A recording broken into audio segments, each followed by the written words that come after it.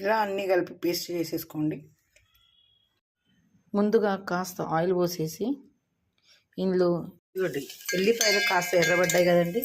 ఇప్పుడు మనం ఇందులో మెంతి ఆకు వేసేసుకుందాం.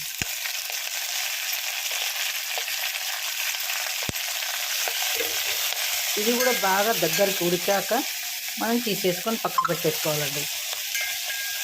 ఆయిల్లో కాస్త ఉడకనివ్వాలి ఇదంతా. ఆ తర్వాత ఉడికి దగ్గర అయినాక తీసి పక్కన పెట్టేసి మళ్ళీ వేరే పోపు వేసుకోవాలండి. చూడండి బాగా వేడైపోయాయి, బాగా వేగిపోయాయి, ఫ్రై అయ్యాయి. చూడండి దగ్గరకు వచ్చేసాయి. ఇప్పుడు మనం ఇది తీసి పక్కన పెట్టేసుకుందామండి. తర్వాత మళ్ళీ మనం వేరే పోపు వేసుకొని అవన్నీ మళ్ళీ ఫ్రై చేయాలండి. కాస్త ఆయిల్ పోయండి. మిర్చి, పచ్చిమిర్చి ఇద్దామండి. ఆనియన్స్ వేగిపోయాయండి. ఇప్పుడు కాస్త టమాటా ప్యూరీ అయినా వేసుకోవచ్చు, లేదంటే మనం ఇలా పీసెస్ కట్ చేసి వేసుకోవచ్చు. ప్లస్ కొత్తిమీర కూడా వేసుకోండి, బాగుంటుంది. కాస్త పసుపు, కారం వేసుకోండి. బాగా కలిపేసుకొని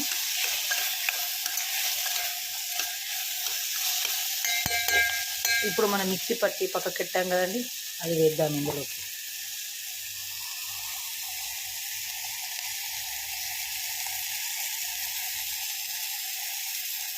ఈ ప్యూరీ అందులో బాగా మిక్స్ అయ్యి ఆయిల్ పైకి తేలినాక మనం ఆకు తీసి పక్కకు పెట్టాం కదండి, అప్పుడు అందులో వేసుకోవాలి.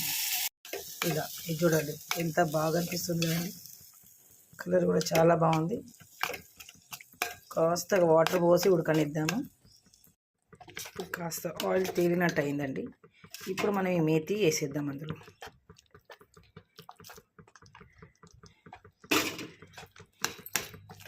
బాగా కలుపుకోండి.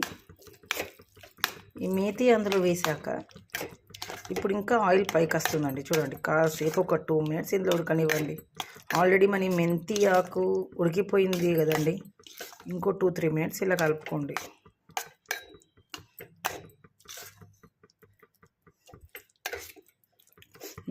చాలా బాగా స్మెల్ వస్తుందండి. మీరు కూడా ఒకసారి ఇలా ట్రై చేయండి. ఇదేనండి దాబా స్టైల్ మేతి కర్రీ. చూడండి ఇలా ఆయిల్ పైకి వచ్చేస్తున్నది అంటే దాదాపు అంతా ఉడికిపోయినట్టే. ఇంకో 2 minutesలో ఆఫ్ చేసేస్తాము, అంతే.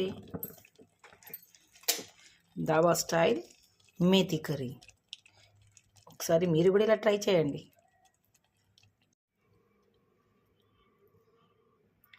Dhaba style methi curry is ready.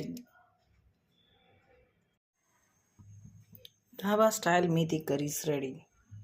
ఈ దాబా స్టైల్ మేతి కర్రీ చపాతీలోకైనా పూరీలోకైనా చాలా బాగుంటుందండి. ఒకసారి ఇలా ట్రై చేయండి. Thank you.